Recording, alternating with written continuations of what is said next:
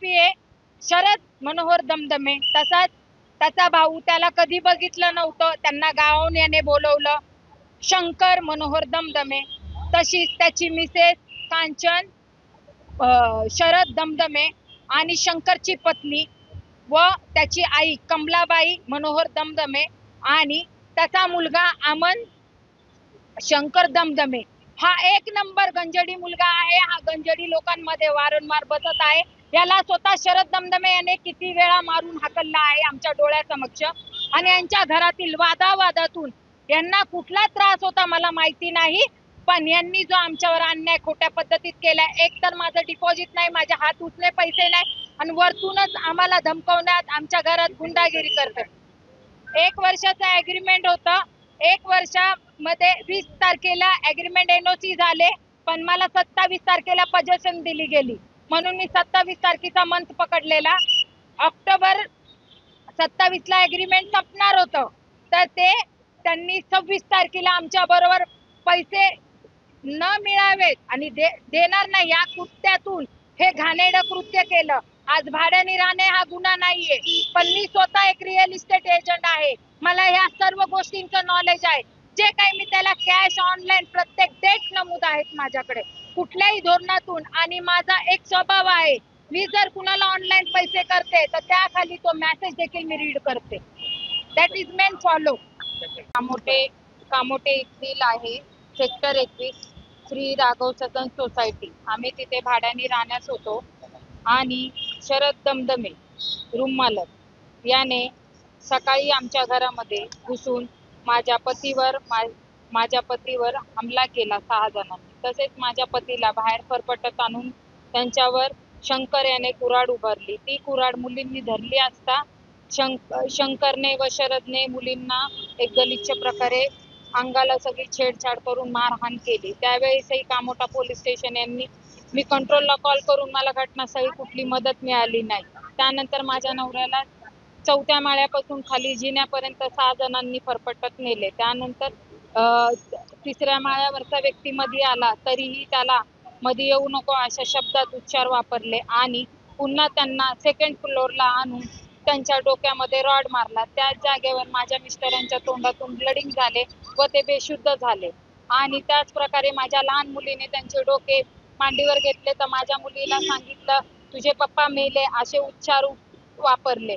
त्याच घटनास्थळी कुठले पोलीस हजर झाले नाही, कारण मी कंट्रोलला कॉल करून सुद्धा जर आम्हाला नागरिकाला मदत मिळत नाही तर हे एकदम गैरकानूनी गोष्टी पोलीस प्रशासन करत आहे. आणि दुसरी गोष्ट म्हणजे आज 26 ऑक्टोबरची जी घटना आहे त्याच्यामध्ये पनवेलहून रेफर सेम डेला सायन हॉस्पिटल इथे माझ्या नवऱ्याला करण्यात आले. त्या सायन हॉस्पिटलमध्ये करण्यात आले. त्याच्यानंतर माझ्या मिस्टरांना 6 नोव्हेंबर पर्यंत उपचार चालू होते, पण त्या उपचारानुसार जे ब्रेनमध्ये ब्लड सर्क्युलेशन होत होतं ते थांबत नव्हतं. आणि त्याच प्रकारे माझा नवरा मनोरुग्ण स्थितीमध्ये होता. त्यामुळे पुन्हा डॉक्टरांनी त्यांचे 53 टाक्याचे हाड काढून ब्रेनचे ऑपरेशन केले. त्यानंतर माझे पतींना 11 नोव्हेंबर रोजी घरी सोडण्यात आले डिस्चार्ज घेऊन. कारण का तर हॉस्पिटलमध्ये मॅडम इन्फेक्शन होईल आणि खूप मोठी सर्जरी आहे आणि हे ब्रेन ऑपरेशन आहे, त्यामुळे पेशंटची काळजी घेणे हे खूप गरजेचे आहे. त्यामुळे डॉक्टरांनी डिस्चार्ज दिल्यानंतर मी वारंवार हॉस्पिटलला येऊन जाऊन माझ्या नवऱ्याची ट्रीटमेंट करत होते, पण माझ्या नवऱ्यामध्ये कुठल्याही बाबतीत फरक आढळला नाही.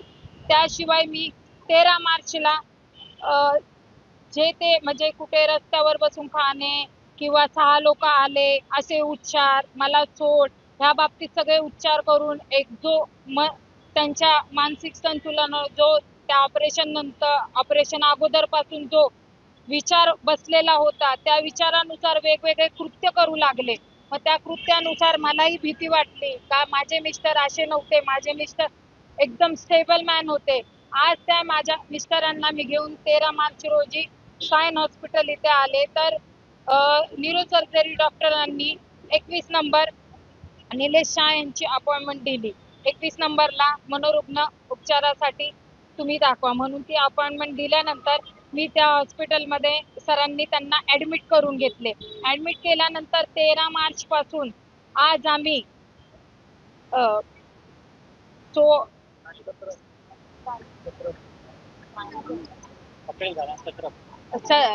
17 मार्च पर्यंत आम्ही 17 एप्रिल पर्यंत आम्ही सायन हॉस्पिटल इथे आहोत आणि त्याच कारणास्तव 4 दिवसापासून माझ्या मिस्टरांची परिस्थिती खूप गंभीर प्रकारे स्थितवण्यात आली. पण आज जे लोखंडी रॉड मारल्यामुळे जो माझ्या नवऱ्याचा अपघात त्यांनी केला आहे आणि जो युक्रेन पोलिसांनी 326 म्हणून हाफ मर्डर लावला आहे, तो 302 आणि 307 कलमाने पोलिसांनी निषेध लावावा आणि आमच्या गरिबावरती ज्या प्रकारे अन्याय केलेला आहे, जी FIR खोट्या प्रकारे माझ्या नवरा पनवेल हॉस्पिटलमध्ये स्टेबल नसताना जी त्यांनी केलेली आहे, ती FIR ते जबाब मला वाचून देण्याचा पुरेपूर अधिकार आहे, कारण आम्ही नागरिक आहोत. पण ते जबाब आमच्या हातातून API यशवंत पाटील यांनी हिसकावून घेतले, कारण तो आमचा अधिकार त्यांनी छिनलेला आहे.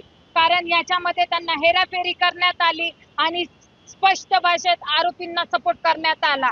जे काही कृत्य आरोपींबरोबर घडलेलेच नाही, त्या कृत्याच्या कलमानुसार आमच्यावर 324 खोटा कलम यशवंत पाटील यांनी लावण्यात आला आणि त्यांच्याबरोबर या साथीदार खरटमोल मॅडम यांच्यामुळे हा गंभीर प्रकार घडलेला आहे. आज त्या गंभीर प्रकारात माझा नवरा घायल जखमी होऊन ऑपरेशन होऊन आज माझ्या नवऱ्याची मृत्यू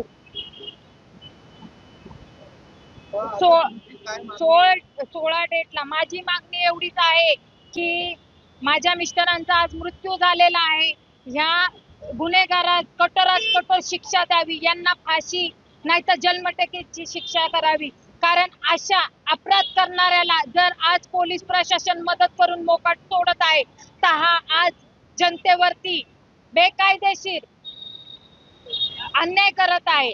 ह्या पोलीस प्रशासनाला मी वारंवार वरपर्यंत गेल्यानंतर मंत्रालयापर्यंत अर्ज दिल्यानंतर यांनी जे माझे कलम वाढवण्यात आले, हे कलम त्यांनी अगोदर वाढवायला पाहिजे होते.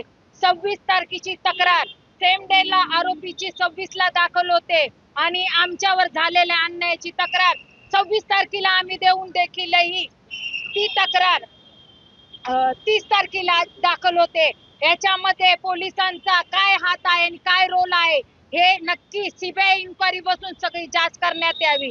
कारण हा जो आज अन्याय झालाय, माझ्या 3 मुली 1 मुलगा, त्या प्रकारे माझ्या पाठी माझं कुटुंब आज त्यांनी जे बसवलेलं आहे, त्याशिवाय माझ्या घरात रॉबरी करून चोरी करून सगळ्या गोष्टी गायब करण्यात आल्या. ह्या पाठी मोठा हात म्हणजे पोलिसांचा आहे आणि मोठे पोलिसांविषयी सर्व इन्क्वायरी बसावी. ह्या पोलीस स्टेशन मध्ये हेच नव्हे तर मी स्वतःही सांगू शकते, हे पोलीस स्टेशन लाचेवरती जगत आहे. एक अधिकारी म्हणून काम करत नाही, कारण त्यांना तो जनतेला अधिकार मिळवून द्यायचाच नाहीये. मी मुख्य त्यांचे PA होते अमोल सर, त्यांनीही वारंवार फोन केले, DCP ऑफिस, कमिशनर ऑफिस, सगळीकडे त्यांनी मला लिहून दिले.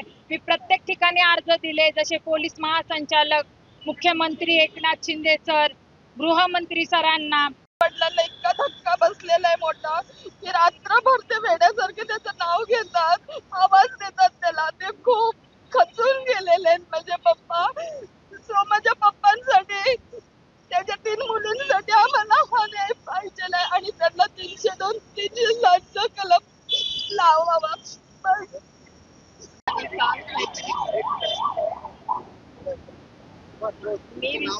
माझं नाव दीक्षा सचिन ढेरे. मी विजय सलिकांत याची छोटी बहीण आहे. जेव्हा आम्हाला कळण्यात आलं तेव्हा आम्ही हॉस्पिटलमध्ये गेल्यावर तो प्रत्यक्षात रक्ताची उलटी करत होता. मी स्वतः ते पुसलेलं आहे आणि तिथे रूमवाला आणि त्याचा जे दोघे जण होते, त्यांनी खोटी मेडिकल करण्यासाठी तिथे आलेले. पण आता तो माझा भाऊच नाही, पण एक माझं 73 इयर्स माझे वडील आहेत, जे की बायपास झालेलं आहे त्यांचं, आणि तो खूप मोठा आधार होता माझ्या पप्पांचा. जेणेकरून माझ्या पप्पांच्या प्रत्येक सुखादुखात तो माझ्या बरोबर असायचा, मला सर्व गोष्टीचं कॉपरेट करायचा. आणि आता म्हणजे सर्वच संपलं, तोही गेला ह्या जगातून.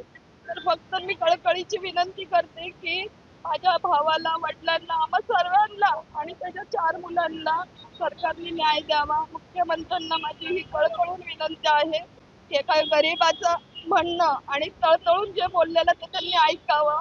भाड्याने राहणे काही गुन्हा नाही, किंवा एखाद्या ओनरला अशा पद्धतीने एखाद्याला मारणं किंवा जीव घेणं हे कुठल्याही कायद्यामध्ये बसत नाहीये. एवढंच मला बोलायचं. नाही घरात आहेत ते.